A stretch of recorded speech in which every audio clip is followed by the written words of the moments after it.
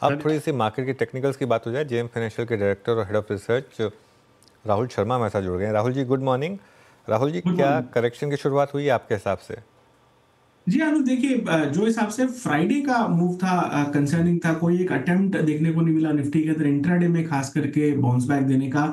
और कहीं ना कहीं जो सेक्टर लीडर्स थे वहां पर हमें काफी बड़े डेंट मिले। इनफैक्ट वीकली चार्ट्स पर बेरिश एनगल्फिंग कैंडल बना है most of the broader market indices पर, जैसे निफ्टी 500, निफ्टी 50, निफ्टी नेक्स्ट 50। तो इसको देखकर ऐसा लग रहा है कि 25,000 के नीचे निफ्टी के अंदर थोड़ा यहाँ पर कॉशन एडवाइस्ड है। फिबोनाची एक लेवल जरूर आ गया निफ्टी का, 24,850 के आसपास का लेवल है ये।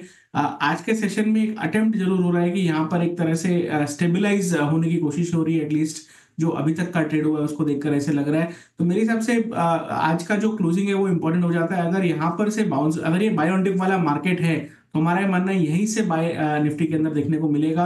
और बाउंस बैक जो है निफ्टी को 25,000 के ऊपर वापस ले जा सकता है। तो फिलहाल वेट एंड वॉच कीजिए। जो हमारा लॉन्ग व्यू हमने लास्ट वीक इनिशिएट किया था उसके लिए हमने क्लाइंट्स को एडवाइस किया है कि 24,800 का स्टॉप लॉस रखे क्लोजिंग बेसिस पर लॉन्ग पोजीशंस के लिए। 24,800 का लेवल अगर टूटता है तो हमें लगता है कि नीचे में 24,500, 24,450 तक की जगह खुलती हुई दिखेगी। जो वीकेस्ट सेक्टर्स है मार्केट के अंदर, पीएसयू बैंक्स काफी प्रेशर में देखने को मिल रहे हैं। और कहीं ना कहीं जो डिफेंसिव्स है वो वापस फ्लेवर में आते हुए दिख रहे हैं, जैसे एफएमसीजी। तो अगर आपको लॉन्ग, यहाँ पर एक लॉन्ग शॉट अप्रोच लेके चल सकते हैं। लॉन्ग में एफएमसीजी में हमें डाबर काफी पसंद आता है, जहां पर हमें लगता है कि एक अच्छा बाउंस बैक यहाँ पर बनना चाहिए। और वीकनेस में हमें पीएसयू बैंक और बैंक ऑफ बड़ौदा का सेटअप काफी वीक लगता है। एक नया ब्रेकडाउन यहाँ पर देखने को मिला है और हमें लगता है आने वाले सेशंस में यहाँ पर वीकनेस जो है एक्सटेंड होती हुई दिख सकती है। सिंस आपने बात की पीएसयू बैंकों की, एक बार बैंक निफ्टी पे बात हो जाए। बैंक निफ्टी का कल का कैंडल काफ़ी ख़राब था। क्या यहाँ पर बड़ी करेक्शन होने के चांसेस हैं?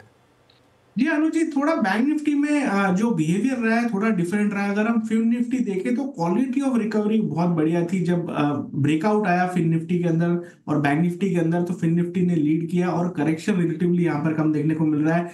बैंकिंग इंडेक्स यानी कि बैंक निफ्टी जो है रिलेटिवली अंडर परफॉर्म कर रहा था। और वापस जो एक डाउनवर्ड चैनल हमने देखा था पिछले 2-3 महीनों से जो बन रहा था, वापस उसके अंदर आता हुआ दिख रहा है। तो इनफैक्ट जो जो ब्रेकआउट की ट्रेंड लाइन है 50-500 के आसपास ही है, उसके बहुत हम लोग क्लोज ट्रेड कर रहे हैं। और बहुत ही इंपॉर्टेंट हो जाता है यहाँ पर एक तरह से कोई तरह की स्टेबिलिटी आने का। लेकिन ओवरऑल जो हिसाब से पीएसयू बैंक का सेटअप है, जो हिसाब से प्राइवेट बैंक्स एक तरह से स्ट्रेंथ नहीं दिखा रहे, उसको देखकर ऐसा लग रहा है कि चांसेस है यहाँ पर 50-500 का लेवल भी बैंक निफ्टी के अंदर टूटे। जो बैंक निफ्टी का पुट कॉल रेशियो है वो 1 मंथ के लोवेस्ट लेवल पर है, 0.6 एज ऑफ फ्राइडेज क्लोजिंग। तो वो काफी ओवरसोल्ड है डेफिनेटली। यहाँ पर इनफैक्ट काफी aggressive call writing banking index में देखने को मिली। और 51,000 का लेवल जो है पाइवोटल लेवल का काम करेगा। अगर शॉर्ट्स को किसी तरीके से भी चैलेंज करना है, 51,000 का लेवल निकालना बैंक निफ्टी के लिए बहुत जरूरी है। उसके नीचे स्ट्रांगली बेयर ग्रिप के अंदर बैंकिंग इंडेक्स दिखाई देता है आने वाले समय में। राहुल जी नमस्कार। दिल्ली स्टूडियो से वीरेंद्र बोल रहा हूँ। और ये निफ्टी आईटी पर आपका, स्पेशली मिड कैप आईटी में कुछ कैंडिडेट्स पे आपका व्यू क्या है? ओरेकल फाइनेंशियल्स हो गया, एम्फेसिस हो गया, एलटीआई माइंट्री हो गया।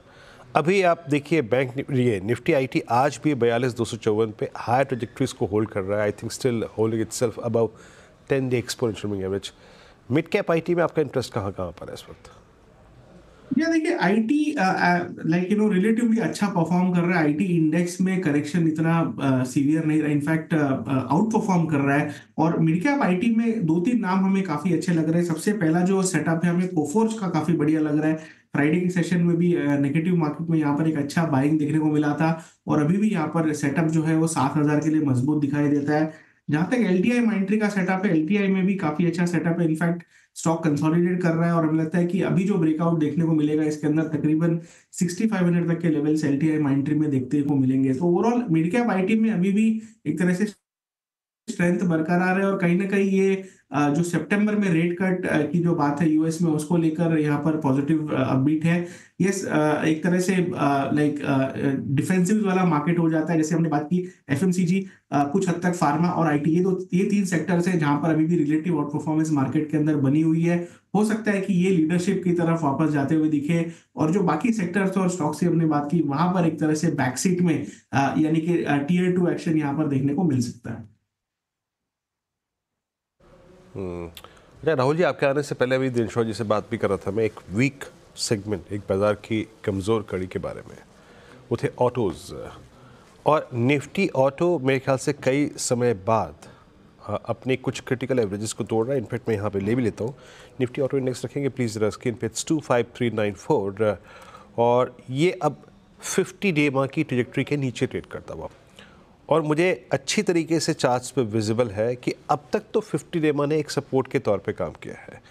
मतलब आप समझ लीजिए कि अप्रैल 2023 यानी करीब 1.25 साल से ज़्यादा की समय अवधि हो गई, ये 50 डे माह पे टिका नहीं है कभी भी, हमेशा पुल बैक दे दिया है। क्या इस बार कोलैप्स का फियर है क्या? जी अनुज जी, देखिए जो करेक्शन हमने देखा है उसका सीवियरिटी इतना ज्यादा नहीं रहा है। हमने एक सिमिलर करेक्शन देखा था अगस्त फर्स्ट वीक में भी, जहां पर 4 दिन में करेक्शन पूरा हुआ था और कहीं ना कहीं जो रिकवरी थी स्लो ग्रेजुअल थी। इनफैक्ट अभी वाला जो करेक्शन वो इतना स्टीप नहीं है, और खास करके लाइक जो 50 दिन का मूविंग एवरेज है इसने अगस्त में भी एक तरह से सपोर्ट का काम किया था। तो हमारा ये मानना है कि बाय ऑन डिप की रणनीति रखे ऑटो सेक्टर के अंदर इतनी वीकनेस नहीं लग रही है। जो हिसाब से जो हमने प्रीवियस करेक्शंस देखे थे वो भी बाइंग होते हुए दिखे। तो तकनीकी रूप से हमारा मानना है कि रिस्क रिवॉर्ड जो है 25,300 के आसपास, यानी कि जो 50 दिन की मूविंग एवरेज है इसके आसपास रिस्क रिवॉर्ड जो है लॉन्ग्स के लिए फेवरेबल है। तो अक्यूमुलेट करें यहाँ पर, एक भाव पे ना ले, लेकिन ओवरऑल हमें लग रहा है कि इंक्रीमेंटली यहाँ पे रिस्क रिवॉर्ड बेहतर होता हुआ दिख रहा है ऑटो सेक्टर के अंदर। रिस्क रिवॉर्ड बेटर है। अच्छा, एक स्टोरी जो इस नेगेटिव और इस नकारात्मक माहौल में जो अभी तक हमारे पक्ष में है राहुल जी, वो है कच्चा तेल। अब एशियन पेंट्स पे उसका इम्पैक्ट क्लियरली विजिबल है, पिडिलाइट पे, इंडिगो पे। क्रूड की थीम को अपने क्लाइंट्स के साथ कैसे आई थिंक आउटलुक शेयर किया है आपने? क्या मतलब इनफैक्ट क्रूड एंड गोल्ड दोनों चीज़ें अगर आप देखें आपको एक ट्रेडिंग स्विंग प्रोवाइड करा रही हैं, वहाँ पे पूरा का पूरा जेम्स एंड ज्वेलरी का स्पेस अच्छा कर रहा है। इन दोनों आई थिंक डेवलपमेंट्स को आप कैसे चेज कर रहे हैं?